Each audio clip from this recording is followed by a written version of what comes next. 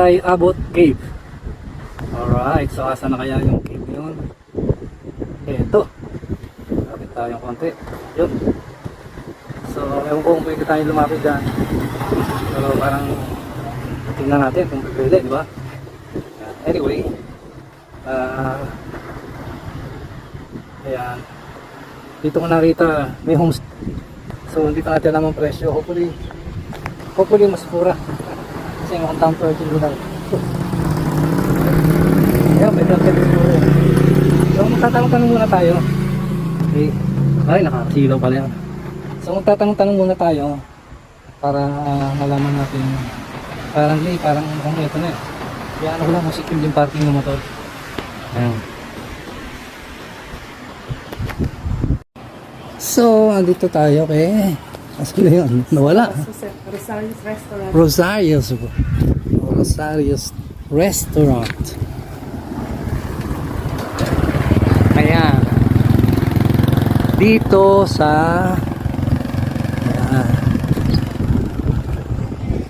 may natin basahin ha, kasi kulang tayo sa oras eh. May nagsisurfing pa ba rito? Minsan sir, doon sa banda rin na. Dito may surfboard kayo ah. Wala. Yung Pero karato doon lang. talaga sir, may nagsasabi. Nandun. Sige. Depende kasi sa weather. Depende sa waves. Yes. Sige. Okay, silip muna tayo dito. Silip muna tayo. Sa Rosario's Restaurant. Wow, parang ang sarap kumain, no? Kaya lang, ang bilagyan na itong mga puno rito.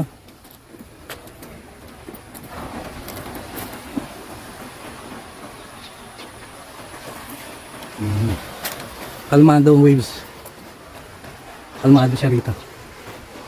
Wow, look at that, ha? Kala mo, marble yung bench, table.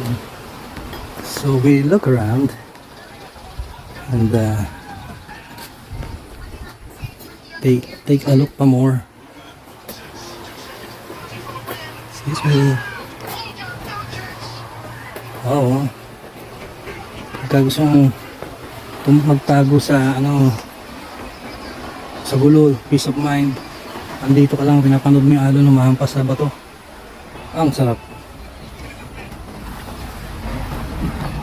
Yan. Oh, kita mo si Doggy, kalmadong kalmado ron. Doggy. Yan. So ito yung restaurant niya. Okay naman ang mga niya. Bagnet.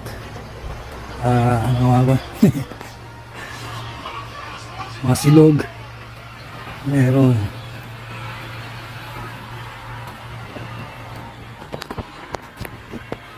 So ang agenda ko, ang plano ko ngayon, sisecure ko muna yung tulugan para hindi na ako lalayo dito. Okay, bago kumain, may time pa naman kumain. So ito na yung napagpilian ko. Pinakamura 700. Okay, maganda yung view sa labas.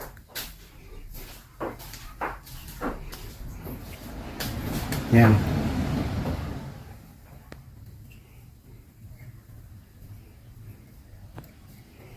Okay, so sa dami ng mga lamesa rito, siguro maraming kumakain.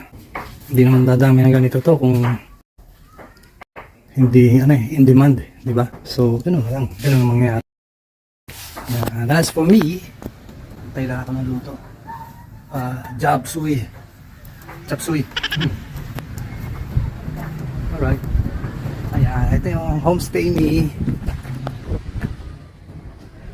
Manuel Homestay and Restaurant. Ayan, home of the best food in Pagudpud. Hello! Ayan. Ito yung aking napiling lodge. Alright. So hopefully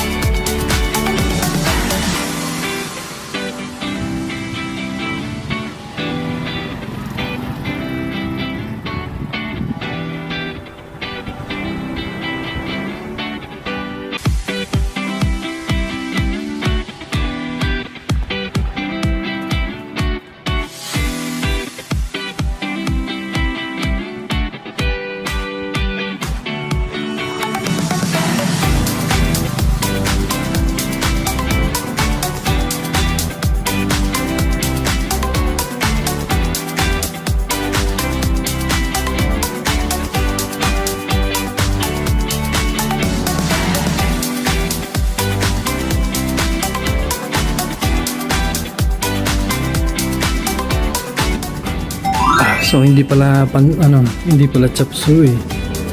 Pansit lang. Yan, but ang dami. Look at that. Yung kutsara ko. Pang palay ko, ito na yung ulam ko ngayon. Hanggang mamayang gabi. At kung hindi pa siya mapanis, hanggang bukas ang umaga yan.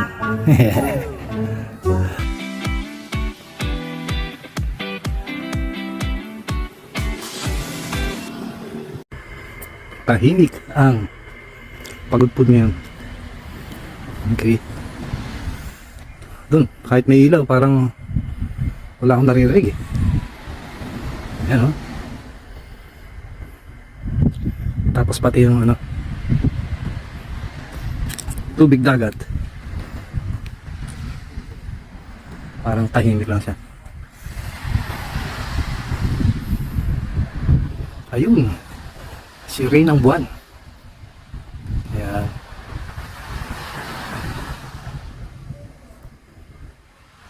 So, tapos maligo, presko na ang pakiramdam.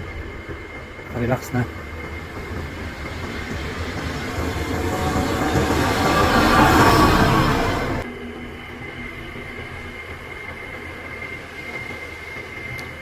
Tahimik. Pero masarap. The privacy, peace of mind, kompleto.